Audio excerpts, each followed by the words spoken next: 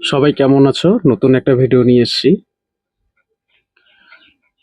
ভিডিওটা পাহাড়ি অঞ্চল অর্থাৎ আমাদের কাশ্মীরের সেই অপরূপ সৌন্দর্য আমি আমার জল রঙের দ্বারা তুলে ধরেছি, কিন্তু প্রথমে আমি পেন্সিল স্কেচ করে নিচ্ছি।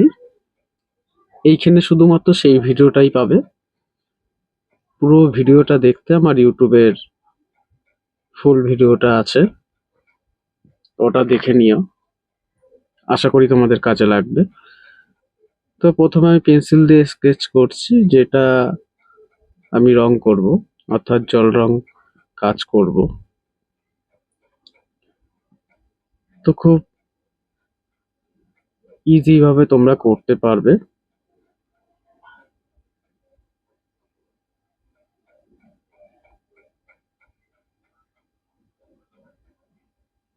ছোট ছোট ফিগার আছে এখানে, ঘর আছে, পাহাড় আছে।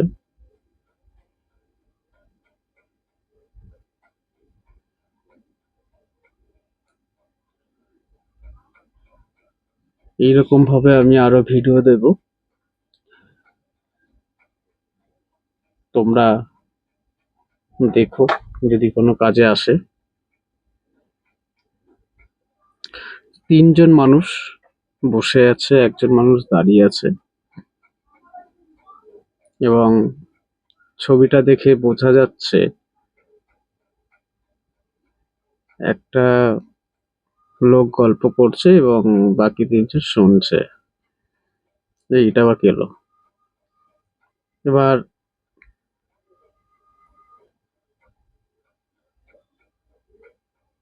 তার বাইরে থেকে যে ঘরগুলো আছে সেগুলোকে আমি পেন্সিল দিয়ে কমপ্লিট করে নেব মোটামুটি ভাবে।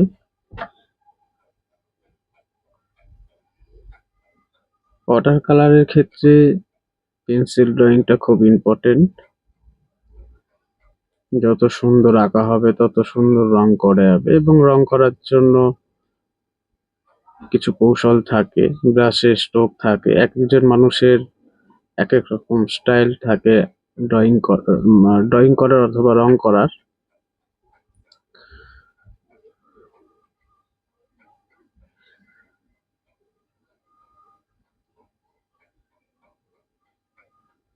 এবং কাশ্মীরে যেরকম ভাবে ঠান্ডা বা বরফ রয়েছে, তার জন্য মানুষের গায়ে পোশাকগুলো সেরকম থাকে।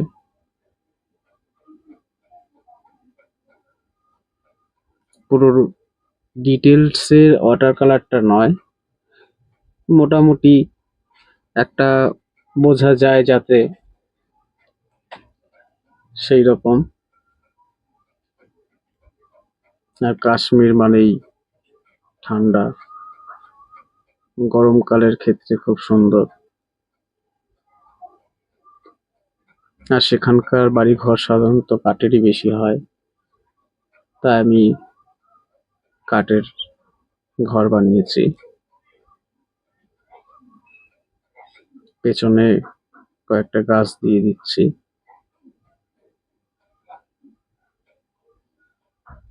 তার পেছনে বরফ ঢাকা পাহাড়। পুরো ভিডিওটা ইউটিউবে রইলো, ভালো লাগলে একটা কমেন্ট করো, তোমাদের মতামত জানিও।